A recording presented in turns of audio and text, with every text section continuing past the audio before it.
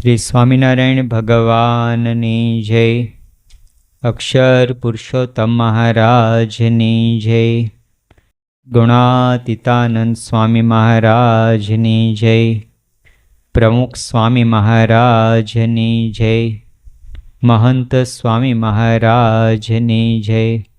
સુરત અક્ષરધામ મહોત્સવની જય. અમેરિકામાં ફોર્ડ મોટર કંપની છે. હેનરી ફોર્ડ એના સ્થાપક હતા. તો એમણે જ્યારે કંપની શરૂ કરી અને ખૂબ જ એને સફળતા મળી, ખૂબ ધમધોકાર ફોર્ડ ગાડીનું પ્રોડક્શન ચાલતું હતું. એ દરમિયાન પ્રસંગ એક એવો બન્યો કે મિશિગન ખાતે એમનું જે ફેક્ટરી હતી, વર્કશોપ, ત્યાં એક મોટું જનરેટર એ બંધ પડી ગયું. જ્યાં તેમનું જે મુખ્ય ઉત્પાદન ચાલતું હતું કારનું, તો ત્યાં આ રીતે મોટું જનરેટર, વિશાળ જનરેટર બંધ પડી ગયું. હવે જેને આધારે બધો પાવર સપ્લાય થતો હતો એ જનરેટર જ બંધ પડી ગયું. એટલે આખી ચેઇન અટકી ગઈ, પ્રોડક્શનની ચેઇન અટકી ગઈ. હવે આ તો કલાકે કરોડોનું નુકસાન જાય એવી પરિસ્થિતિ ઊભી થઈ. એટલે બધા જ લાગ્યા, એની જે એન્જિનિયરોની ટીમ, ટેકનિકલ ટીમ, બધા જ ફોલ્ટ શોધીને રિપેરિંગની અંદર લાગ્યા. પણ ઘણો બધો પ્રયત્ન કરવા છતાં પણ ઉકેલ મળ્યો નહીં. જનરેટર ચાલુ થયું નહીં. પછી જનરલ ઇલેક્ટ્રિક કંપની, ત્યાંની એક ઇલેક્ટ્રિક કંપની, એનું કન્સલ્ટ કર્યું અને એને કામ સોંપ્યું. તો કંપની તરફથી ખૂબ એક તેજસ્વી ગણિતશાસ્ત્રી, મેથેમેટિશિયન અને ઇલેક્ટ્રિકલ એન્જિનિયર ચાર્લ્સ સ્ટેઇનમેન્ટ એને મોકલવામાં આવ્યા. ચાર્લ્સ સ્ટેઇનમેન્ટ ત્યાં ગયા. એમણે જોઈ લીધી પરિસ્થિતિ. એમણે કહ્યું કે મને એક નાની ડાયરી અને પેન આપો. કાગળ ને પેન માગ્યા અને કે મને રહેવા માટે એક નાનો રૂમ આપી દો. તો કે સારું. એટલે એમણે પોતે કાગળ ને પેન હાથમાં લીધા, ડાયરી હાથમાં લીધી, પેન હાથમાં લીધી અને મશીનનો સર્વે શરૂ કર્યો. જે જનરેટરનો સર્વે શરૂ કર્યો. મશીન ચાલતું હતું પણ પાવર પ્રોડક્શન થતું નહોતું. એટલે એમણે પોતે 2 દિવસ સુધી આસપાસ ફરી અને મશીનનો જે અવાજ હતો એને આધારે ફોલ્ટ શોધી કાઢ્યો. પોતે કેલ્ક્યુલેશન કરતા જાય, સર્વે કરતા જાય, કેલ્ક્યુલેશન કરતા જાય, નોંધ કરતા જાય. અને 2 દિવસની મથામણ પછી એમણે પોતે ફોલ્ટ શોધી કાઢ્યો. કંપનીના માણસો પાસે સીડી મંગાવી, ચોક મંગાવ્યો અને સીડી પર ચડી અને ચોકથી એક ચોક્કસ ભાગ ઉપર નિશાની કરી, ચોકડીની નિશાની કરી અને કહ્યું કે તમારા ટેકનિકલ ટીમના માણસોને બોલાવો. આજે મેં જગ્યા બતાવી છે ત્યાંનો પાર્ટ ખોલી અને એમાં એક વાયર હશે, કોઇલ, એ કોઇલ ચેન્જ કરી નાખવાની છે. 16 આંટાવાળી કોઇલ હશે, એ ચેન્જ કરવાની છે. તો એના માણસો આવ્યા. જે બતાવ્યું તે પ્રમાણે ચોકની નિશાની હતી. તો સીડીથી ત્યાં ચડી એ પાર્ટ ખોલી અને પેલી કોઇલ બદલી નાખી અને જનરેટર ચાલુ કર્યું. ધમધમાટ ચાલુ થઈ ગયું. એટલે તો ત્યાંથી નીકળી ગયા. જનરેટર ચાલુ થઈ ગયું, પ્રોડક્શન ચાલુ થઈ ગયું, એટલે ત્યાંથી નીકળી ગયા. થોડા વખત પછી કંપનીનું બિલ આવ્યું $10,000. આજથી લગભગ 100 વર્ષ પહેલાંની વાત. એટલે $10,000 તો બહુ મોટું બિલ કહેવાય. આજનું જો પ્રમાણે છે $1,40,000 અને રૂપિયામાં કરીએ તો આના કરતાં 100 ગણું, 95 ગણું વધારે થાય. એટલું મોટું બિલ. એટલે હેનરી ફોર્ડ ચમક્યા કે ખાલી ચોકની નિશાની કરવાનું કામ તો અમારા માણસોએ કર્યું, ખાલી ચોકની નિશાની કરવાના $10,000. એટલે એમણે જનરલ ઇલેક્ટ્રિક કંપનીમાં કહેવડાવ્યું કે ભાઈ આઇટમાઇઝ ધ બિલ, એનું વર્ગીકરણ કરીને આપો, ભાઈ આ શાનું બિલ તમે આટલું મોટું મૂક્યું છે. એટલે કંપનીએ ચાર્લ્સ સ્ટેઇનમેન્ટને પૂછી અને બિલ આઇટમાઇઝ કરીને મોકલ્યું કે ચોકની નિશાની કરવાનો $1 અને $9,999 કઈ જગ્યાએ ચોકડી મારવી ને એના $9,999 છે. એટલે પેલાને સમજાઈ ગયું, હેનરી ફોર્ડને સમજાઈ ગયું કે મહેનતનું કામ નહોતું, બુદ્ધિનું કામ હતું. એનો જે વર્ષોનો અનુભવ, એનું જે જ્ઞાન, એના ફિલ્ડનું નોલેજ, એની કિંમત આ ચૂકવવી પડી. એટલે હેનરી ફોર્ડે પછી કિંમત ચૂકવી દીધી. પણ કહેવાનું છે કે જીવનની અંદર પણ જ્યારે આવા નાના મોટા પ્રશ્નો આવે, સંઘર્ષો આવે, સુખ સફળતાનો માર્ગ ન મળતો હોય, સુખ અને સફળતા માટે આપણે બધા જ પ્રયત્ન કરીએ છીએ, પણ આપણા બુદ્ધિ, આપણી પ્રયત્નો એ કામમાં આવતા નથી. ગમે એટલો આપણે મથામણ કરીએ પણ આપણી બુદ્ધિ, આપણી શક્તિ, આપણા સાધનો એની ખૂબ મર્યાદા છે. એનાથી નથી આપણે સફળતા મેળવી શકતા, નથી જીવનમાં પૂર્ણ સુખ અને શાંતિ મેળવી શકતા. તે વખતે એવા અનુભવી પુરુષની જરૂર પડે છે, માર્ગદર્શકની જરૂર પડે છે. તો એને આપણે ગુરુ કહીએ છીએ, આધ્યાત્મિક માર્ગની અંદર ગુરુ કહીએ છીએ.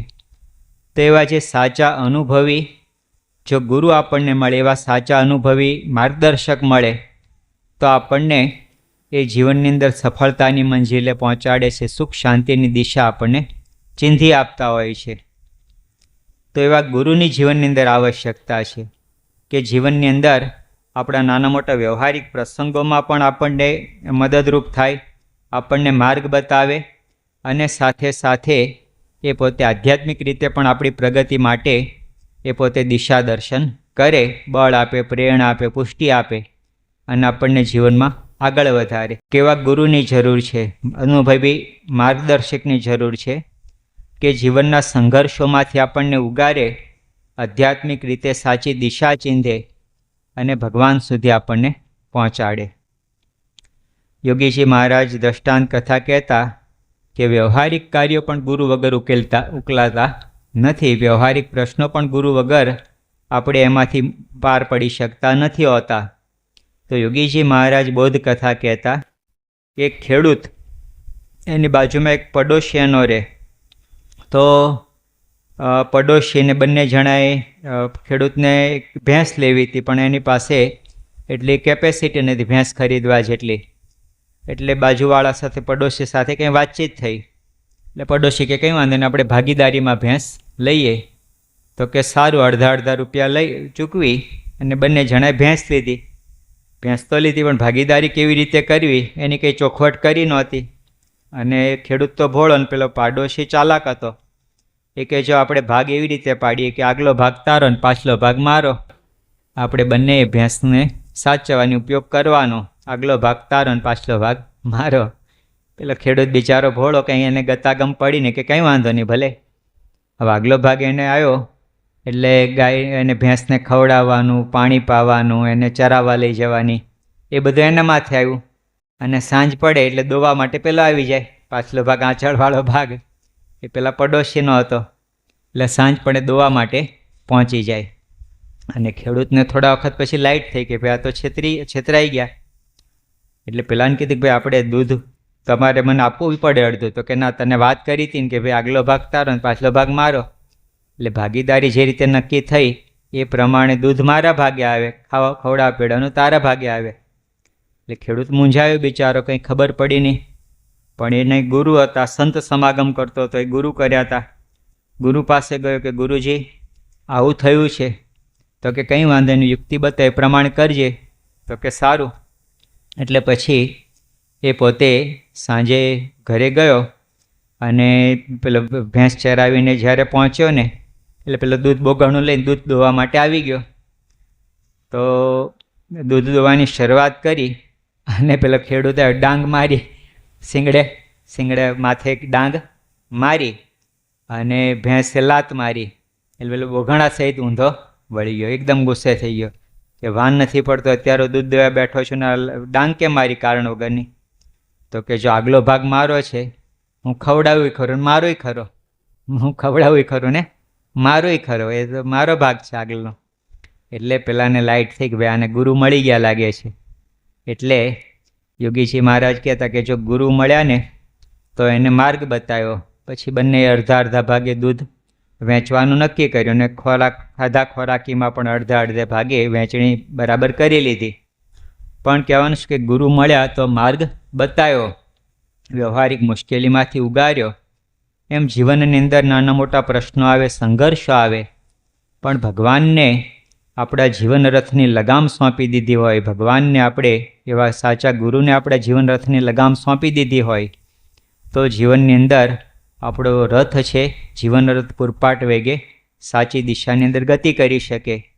જેમ અર્જુને પોતાના રથની લગામ કૃષ્ણ ભગવાનને સોંપી દીધી, તો અનેક સંઘર્ષો થયા યુદ્ધની અંદર, અનેક બધા પ્રશ્નો, મુશ્કેલીઓ, સંઘર્ષો, પણ એની અંદર ભગવાન સારથી બનેલા, ભગવાનને રથના સારથી બનાવેલા, તો બધા જ પ્રશ્નોમાંથી, બધા જ સંઘર્ષોમાંથી અર્જુનને સફળતાની દિશાએ, સફળતાની મંઝિલે પહોંચાડી દીધા. એમ એવા ભગવાનના ધારક સંત, એને આપણે ગુરુ તરીકે સ્વીકારી અને એને જો આપણે જીવન રથની લગામ સોંપી દઈએ, તો જીવનના મૂંઝવતા પ્રશ્નોમાંથી એ આપણને બહાર કાઢે છે અને સુખ શાંતિ જીવનમાં આપતા હોય છે.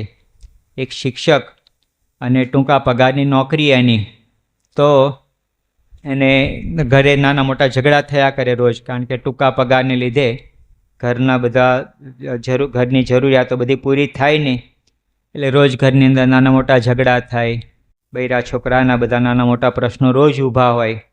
એટલે આ બધું રોજની માથાકૂટથી શિક્ષક કંટાળ્યો અને એને થયું કે આપઘાત કરીને જિંદગી પૂરી કરી દેવી છે. એટલે પછી તો એ તો એકદમ જીવનથી થાકી ગયેલો, હતાશ થઈ ગયેલો, નિરાશ થઈ ગયેલો અને આપઘાતનો દ્રઢ સંકલ્પ કર્યો. પણ એ પોતે રમણ મહર્ષિને માનતો હતો ગુરુ તરીકે. અરુણાચલ પ્રદેશની અંદર રમણ મહર્ષિ એ આશ્રમ પોતે ચલાવતા, તો એમને પોતે ગુરુ તરીકે માનતો. એને થયું કે ગુરુજીના દર્શન કરીને આશીર્વાદ લઈને પછી આપણે જિંદગી પૂરી કરી દેવી છે. એટલે એ પોતે ગયો ગુરુજીના આશ્રમની અંદર, અને એ વખતે ગુરુજી છે ને રમણ મહર્ષિ એ પોતે ખાખરાના પાનના પતરાવળા બનાવતા હતા. પતરાવળા જાતે પોતે સાદાઈ ભર્યું એમનું જીવન, એટલે ખાખરાના પાનના પતરાવળા એ જાતે પોતે બનાવતા હતા. અને એ વખતે આ શિષ્ય પહોંચ્યો, શિક્ષક ત્યાં પહોંચ્યો, રમણ મહર્ષિને પગે લાગ્યો, જીવનના સંઘર્ષો, પ્રશ્નો, મુશ્કેલીઓની વાત કરી અને કહ્યું કે મારે હવે જિંદગી પૂરી કરી દેવી છે. આવી જિંદગી જેમાં કોઈ સાર નથી, કોઈ મને જીવનનો આનંદ આવતો નથી, દુઃખ હંમેશા, સંઘર્ષનો અનુભવ કરું છું, તણાવનો અનુભવ કરું છું, અને મારે હવે જિંદગી પૂરી કરી દેવી છે. રમણ મહર્ષિ કે કંઈ વાંધો નહીં, પણ થોડી સેવા કરતો જા. શું? તો કે પતરાવળા મેં બનાવ્યા છે ને ઉકળે નાખી આવ. એટલે પેલો કહે કે ગુરુજી તમે આ પતરાવળા આટલી મહેનત કરીને બનાવ્યા, નવા પતરાવળા છે, તો ભલે ઉકળે ક્યારે નાખવાની, વાપરીને એકવાર ભોજન કરી અને જ્યારે પછી એ બિનઉપયોગી થઈ જાય પછી નાખવાનો હોય. એટલે આ વાપર્યા પછી ત્યાં ઉકળે નાખવા મોકલો તો બરાબર છે, નવા શું કામ નાખવા માટે મોકલો છો? તો ગુરુજી કે પતરાવળાની કિંમત કેટલી? તો કે ભલે પતરાવળાની કિંમત નજીવી હોય, પણ તમે મહેનત કરી અને આ રીતે તૈયાર કર્યા છે, એટલે એમ કંઈ નવા થોડા નાખી દેવાય. ત્યારે રમણ મહર્ષિ કે ભગવાને આપણને મનુષ્ય જીવન આપ્યું છે ને, એ પણ બહુ કિંમતી છે. પતરાવળા તો નજીવી કિંમત છે, છતાં તને એને નાખી દેવાનું મન થતું નથી. જ્યારે મનુષ્ય દેહ તો અતિ અમૂલ્ય છે, મોંઘો છે, અને એને તું આ રીતે નાખી દેવા તૈયાર થયો, એને તું આ રીતે તું પોતે પૂરી જિંદગી પૂરી કરી દેવા તૈયાર થયો. એટલે સમજાયું રમણ મહર્ષિએ કે ભગવાને આવું જીવન મોંઘું અમૂલ્ય આપ્યું છે, તો પ્રશ્નો તો આવવાના, પણ એ સમજણપૂર્વક એનો ઉકેલ લાવવા માટે પ્રયત્ન કરવાનો, ભગવાનની પ્રાર્થના કરવાની, ભક્તિ કરવાની, પુરુષાર્થ કરવાનો, અને પ્રશ્નોનો ઉકેલ લાવવા માટે શાણપણથી પ્રયત્ન કરવાનો. અને એને પેલાને પોતાની ભૂલ સમજાઈ ગઈ. રમણ મહર્ષિના પગે પડી ગયો કે ગુરુજી તમે મને જીવનની સાચી દિશા આપી. અને પછી ઘરે જઈ અને સુખપૂર્વક પોતે આ રીતે ભગવાનની પ્રાર્થના અને પુરુષાર્થથી પ્રશ્નોનો ઉકેલ લાવ્યો. પણ કહેવાનું શું કે જો આવી રીતે સાચું માર્ગદર્શન મળ્યું તો મહાભયંકર ઉપાધિમાંથી પોતે બહાર નીકળી ગયો અને જીવનની સાચી દિશા એને મળી ગઈ. એમ જીવનની અંદર સાચા ગુરુની જરૂર છે કે જે આપણને વ્યવહારિક કાર્યોમાં પણ માર્ગદર્શન આપે, જીવનના નાના મોટા પ્રશ્નોમાં પણ આપણી રક્ષા કરે અને અંતે આપણને ભગવાનના ધામની પ્રાપ્તિ કરાવે. તો આપણને એવા ગુરુ મળ્યા પ્રમુખ સ્વામી મહારાજ, મહંત સ્વામી મહારાજ, કે જેમણે આપણા વ્યવહાર અને મોક્ષ બંનેની ચિંતા કરી. આપણા વ્યવહારિક નાના મોટા પ્રશ્નોની અંદર પણ આપણને માર્ગદર્શન આપ્યું, પત્ર દ્વારા કે પછી આશીર્વાદ દ્વારા, અનેક પ્રકારે અંતર્યામી રૂપે પ્રેરણા કરીને પણ આપણને માર્ગદર્શન આપ્યું. જીવનના નાના મોટા સંઘર્ષોની અંદર આપણને માર્ગદર્શન, પ્રેરણા આપી. અને સાથે સાથે આધ્યાત્મિક રીતે કે આપણને વિશ્વાસ અંતરમાં દ્રઢાયો કે આપણું જીવન ધન્ય થયું, સાર્થક થયું ને અંતે અક્ષરધામ આપણું પાકું છે. તેવા સમર્થ ગુરુ આપણને મળ્યા છે કે જેના અનંત ઉપકાર આપણા ઉપર છે. નાના મોટા પ્રશ્નોમાં પ્રમુખ સ્વામી મહારાજ, મહંત સ્વામી મહારાજ કેવી રીતે આપણા જીવનના પ્રશ્નોમાં રસ લેતા માર્ગદર્શન આપતા હોય છે. અને આ પુરુષ કેવા છે? ગુણાતીત સત્પુરુષ આપણને ગુરુ જે મળ્યા છે પ્રમુખ સ્વામી મહારાજ, મહંત સ્વામી મહારાજ, કે જે અનાદિસિદ્ધ પુરુષો છે, અનાદિસિદ્ધ ગુણાતીત ગુરુ છે. ભૂત ભવિષ્ય વર્તમાન બધું જાણે છે. આપણે દૂરની દ્રષ્ટિ નથી, પણ સત્પુરુષ છે એ આપણું ભૂત ભવિષ્ય વર્તમાન બધું જાણે છે અને એ પ્રમાણે આપણને જીવનની સાચી દિશા આપતા હોય છે. લંડનની અંદર આપણો એક યુવક હતો અંબરીશ નામનો. તો પોતે એ એન્જિનિયરિંગ એનો કંઈ ફાર્મસીનો અભ્યાસ કરતો હતો. અને એના પિતાજીને સ્ટોર, ત્યાં લંડનમાં હરિભક્તો સ્ટોર રાખતા હોય છે. અમેરિકામાં મોટલ હોય, મોટલ બિઝનેસ. એમ લંડનની અંદર સ્ટોર હોય, એટલે સ્ટોરની અંદર ન્યૂઝપેપર પણ મળે, લિકર પણ મળે અને બધું આ રીતે પ્રોવિઝન સ્ટોર જેવું. એમાં ફૂડ આઇટમ પણ હોય અને દારૂ પણ હોય, લોટરીનું મશીન પણ રાખે અને ન્યૂઝપેપર પણ રાખે. તો એના પિતાજીને આ રીતનો સ્ટોર હતો. માતૃશ્રી ઘરકામ કરે અને આ પોતે ફાર્મસીનો અભ્યાસ કરે. 3 જણનો પરિવાર. હવે બન્યું એવું કે અચાનક એના પિતાજીને કંઈ બીમારી આવી અને એમનું અવસાન થયું. ટૂંકી બીમારીમાં એના પિતાજીનું મૃત્યુ થયું. એટલે હવે આ સત્સંગી પરિવાર અને પ્રમુખ સ્વામી મહારાજને વાત કરી. પ્રમુખ સ્વામી મહારાજ અરસામાં લંડન પધારેલા. એટલે એના માતૃશ્રીએ કીધું એના દીકરાને કે બાપાને પૂછી લે કે હવે આપણે આગળ કેવી રીતે કરવું. કારણ કે પિતાજી ધામમાં ગયા એટલે સ્ટોર કોણ ચલાવે, પહેલાંનો અભ્યાસ ચાલુ, એટલે આ રીતે એક મુશ્કેલી ઊભી થઈ. એટલે એના માતૃશ્રીએ કીધું કે બેટા બાપાને પૂછી લે પ્રમુખ સ્વામી મહારાજને કે આ રીતે આપણે કેવી રીતે હવે આગળ વધવું. તો પૂછવા માટે ગયો. એ પોતે બાપાને મુલાકાત માટે ગયો પ્રમુખ સ્વામી મહારાજની, અને સ્વામીને પૂછ્યું કે સ્વામી આ રીતે ફાર્મસીનો અભ્યાસ ચાલુ રાખવું કે પછી આ પિતાજીનો સ્ટોર સંભાળી લઉં. જો સ્ટોર ચલાવવું નહીં તો પછી ઘરની આવક બંધ થઈ જાય અને આ રીતે કેવી રીતે કરવું એ મુશ્કેલી ઊભી થઈ છે. તો સ્વામી કે તો આર્કિટેક્ટ કરી લે. પહેલાંને એમ કે આ તો તૃતીયમ જવાબ આપ્યો, કારણ કે અભ્યાસ ફાર્મસીનો કરતો ન સ્ટોર ચલાવવાની વાત કરી ને ફાર્મસીનો અભ્યાસ ચાલુ રાખવાની વાત કરી. સ્વામી કે તો આર્કિટેક્ટ કરી લે. એટલે એને એમ કે સ્વામી પ્રશ્ન સમજ્યા નથી. એટલે ફરી ગયો લાઈનમાં અને કંઈક બાપા મારે આ રીતે ફાર્મસીનો હું તો અભ્યાસ કરું છું. સાહેબ કે બરાબર, પણ તો આર્કિટેક્ટ કરજે. એટલે પછી તો મૂંઝાયો અને એને જઈને એના મધરને વાત કરી. એના માતૃશ્રી કે જો બેટા બાપાની આજ્ઞા એટલે આજ્ઞા, તો સ્વામીની આજ્ઞા પ્રમાણે તું આર્કિટેક્ટમાં જોડાઈ જા અને સ્ટોર હું ચલાવીશ, સ્ટોર હું સંભાળી લઈશ. થોડું ઘણું ક્યારેક મદદ કરતે એટલે અનુભવ એમ. એટલે કંઈ વાંધો કે હું સ્ટોર ચાલુ રાખીશ અને તું આર્કિટેક્ટમાં જોડાઈ જા. એટલે એણે પોતે આખી લાઈન બદલી અને આર્કિટેક્ટનો અભ્યાસ શરૂ કર્યો. અને એના માતૃશ્રીએ પોતે એ સ્ટોરની જવાબદારી માથે લઈ લીધી અને એ રીતે એમનો વ્યવહાર ચાલવા લાગ્યો. અને સ્વામી બાપાની આજ્ઞા, પ્રેરણાથી અને આશીર્વાદથી પેલો અંબરીશ છે સારામાં સારો આર્કિટેક્ટ થયો. અને એટલું નહીં, આર્કિટેક્ટ તરીકે સારામાં સારો વ્યવસાયિક રીતે પણ પોતે સફળ થયો. વ્યવસાયિક રીતે પણ ખૂબ સારી કારકિર્દી એણે પ્રાપ્ત કરી. અને લંડનનું જે આપણું વિશ્વવિખ્યાત મંદિર થયું એમાં આર્કિટેક્ટ તરીકે, મુખ્ય આર્કિટેક્ટ તરીકે એણે સેવા આપી. ત્યારે એને ખ્યાલ આવ્યો કે આ રીતે સ્વામી બાપાએ મારા જીવનની દિશા બદલી નાખી અને દશા પણ બદલી નાખી. સામાન્યમાંથી શ્રેષ્ઠ કક્ષાએ પહોંચાડી દીધો અને જીવનની સાચી દિશા આપી દીધી. સત્સંગને મંદિર સાથે જોડાણ એનું થઈ ગયું, કારણ કે મંદિરની સેવા મળી ગઈ. આર્કિટેક્ટ તરીકે ફાર્મસિસ્ટ તરીકે હોત તેમાં કંઈ એવી સેવા મળે નહીં જાજી, પણ આર્કિટેક્ટ તરીકે આ રીતે લંડનનું વિખ્યાત મંદિર, એમાં એને સારામાં સારી સેવા મળી ગઈ. એટલે આધ્યાત્મિક રીતે પણ એની પ્રગતિ, મંદિર અને સત્સંગ સાથેનું જોડાણ વધી ગયું અને સાથે સાથે વ્યવહારિક રીતે પણ લંડનના ટોપ 50 આર્કિટેક્ટમાં એની ગણના થાય એવો સારામાં સારો આર્કિટેક્ટ થયો. તો જો આવા સાચા ગુરુ મળે કે જીવનની બધી જ આપણને ખ્યાલ હોય અને બધી જ આસ્પેક્ટ આપણી ખ્યાલ હોય અને પોતે જીવનના નાના મોટા બધા પ્રશ્નોમાંથી પણ આપણને ઉગારે છે, જીવનમાં આગળ વધવા માટેનું બળ અને પ્રેરણા પણ આપે છે અને ભગવાન સુધી પણ આપણને પહોંચાડે છે. આપણા સ્વભાવ દૂષણ દોષોથી મુક્ત કરે. અહીંયા કદાચ વિડીયો જોઈ હશે આપણે, ગુરુદેવ મેરો ઘાટ દૂસરો બનાવ્યો છે. તો કેટલા બધાના જીવન બદલી નાખ્યા સ્વામીએ.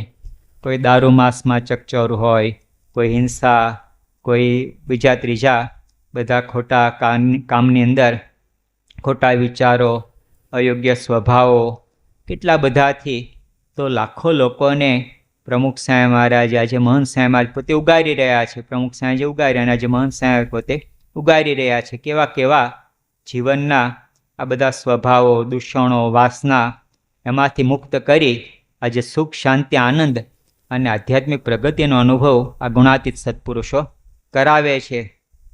એક રઘુ નામનો યુવાન અહીંયા ભારતની અંદર ખૂબ સારા ધનવાન પરિવારનો, સત્સંગનો તો કોઈ એને ટચ જ નહોતો જરાય જેટલો, પણ આ રીતે ધનવાન પરિવારનો નબીરો, એટલે મોજ શોખમાં ઉછરેલો અને રંગીલું જીવન એનું.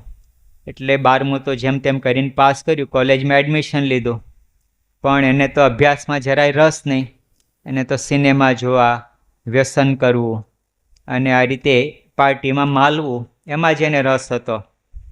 એમાં કંઈ સિગરેટ પીતો પકડાઈ ગયો. ઘરે પરિવારને ખબર પડી એટલે એના પિતાજીએ જરા ધોલધપાટ કરી અને ગુસ્સે થઈને કીધું કે ભાઈ આવું ને આવું તારે કરવું હોય તો મારા ઘરમાં રાખીશ નહીં. એટલે આવું એને થઈ કે ભાઈ આ રીતે આવું મોજશોખ ન કરવા દે તો અહીંયા મારે રહેવું નથી. એટલે એના પિતાજીને કે કંઈ નહીં, મને તમે પરદેશમાં અભ્યાસ કરવાનું ગોઠવી આપો. એને અભ્યાસમાં તો રસ હતો નહીં, પણ શું કે ભાઈ ઘરથી છૂટા થાય તો પરદેશમાં જઈને મોજશોખ કરાય. એટલે પછી એના પિતાજીને કંઈ નહીં કે એને જો આ રીતે ઈચ્છા હોય તો પરદેશનું ગોઠવી આપીએ.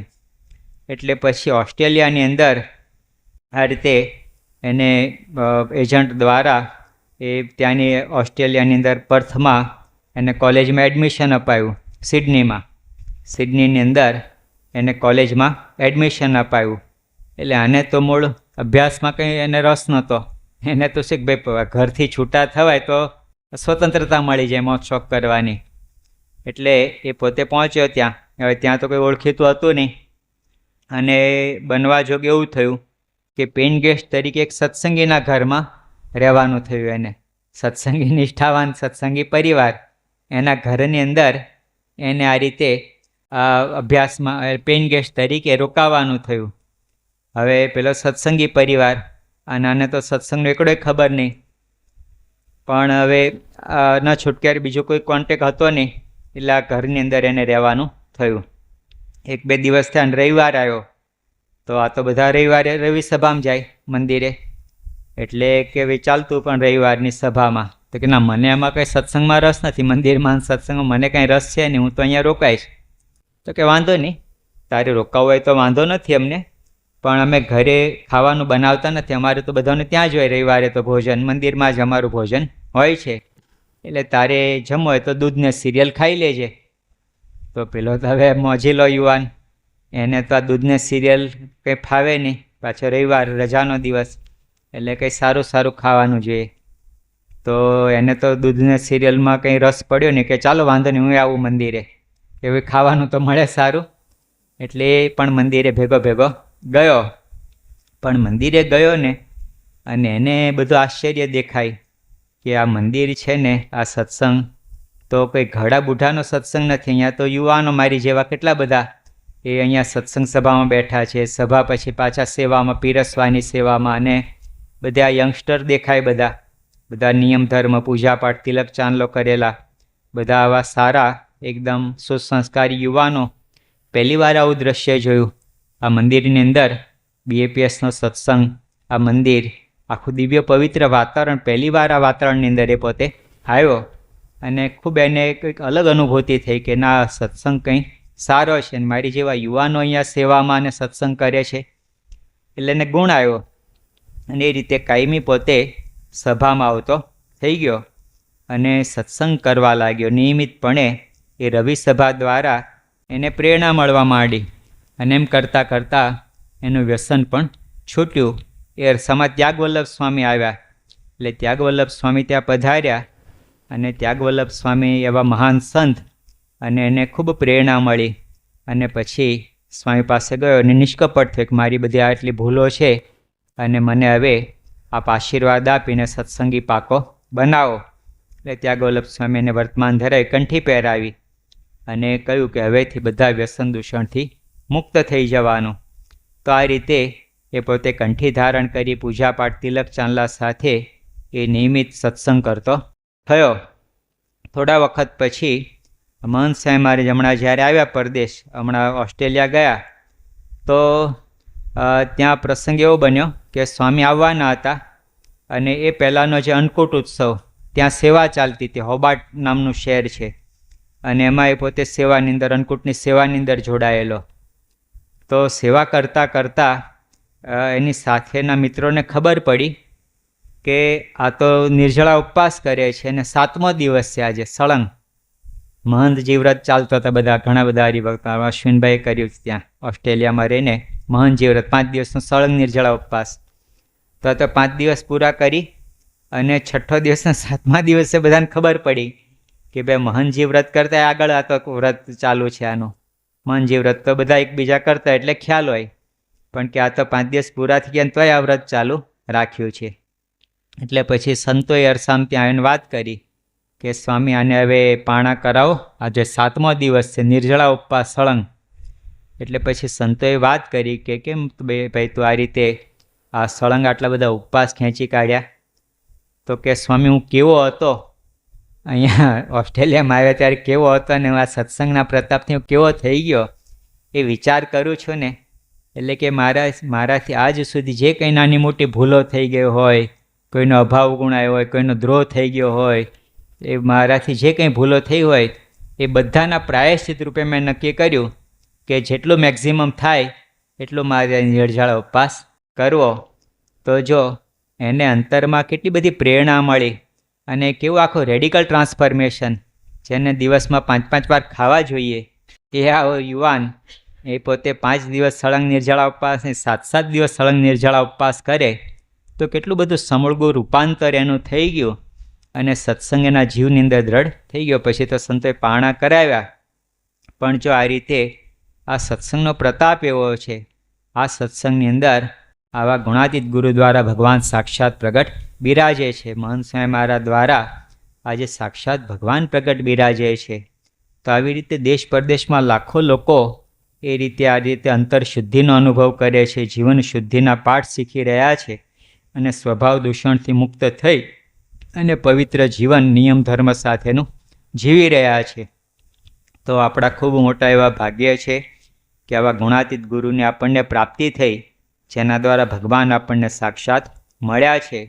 તો આવા સંતને આપણે ઓળખીએ, એનો દ્રઢ આશરો કરીએ, એના આદેશ પ્રમાણે આપણે નિયમ ધર્મ પાઠ પૂજા અને દ્રઢ એમની આજ્ઞા પ્રમાણે રુચિ મરજી પ્રમાણે દિવ્ય ભાવ મહિમા ગુણગ્રહણ સંપ નિયમ ધર્મ આ બધા યુક્ત એમને ગમે એ પ્રમાણનું જીવન જીવી ચાતુર્માસ હમણાં પરમ દિવસથી શરૂ થયો. તો ચાતુર્માસની એમની આજ્ઞા પ્રમાણે આપણે તપ વ્રત છે, નિત્ય વાંચન છે, સત્સંગ વાંચન, ઘર સભા, એક જણને સત્સંગ કરાવો, પરાસભા, રવિ સભા, તો આ બધા જેટલા આપણે સત્સંગ પરાયણ થઈશું, નિયમ ધર્મ દ્રઢપણે પાળીશું, એટલું મોટા પુરુષનો ખૂબ રાજીપો થશે અને સત્સંગ ભક્તિ દ્વારા આપણું જીવન ધન્ય થશે. તો આ ગુરુના ચરણોમાં પ્રાર્થના કરીએ કે એમને યથાર્થ ઓળખીએ, એમની રુચિ મરજી આજ્ઞા પ્રમાણે જીવન જીવી આપણે પણ આપણું જીવન ધન્ય બનાવીએ. સ્વામિનારાયણ ભગવાનની ગુરુ પૂર્ણિમાના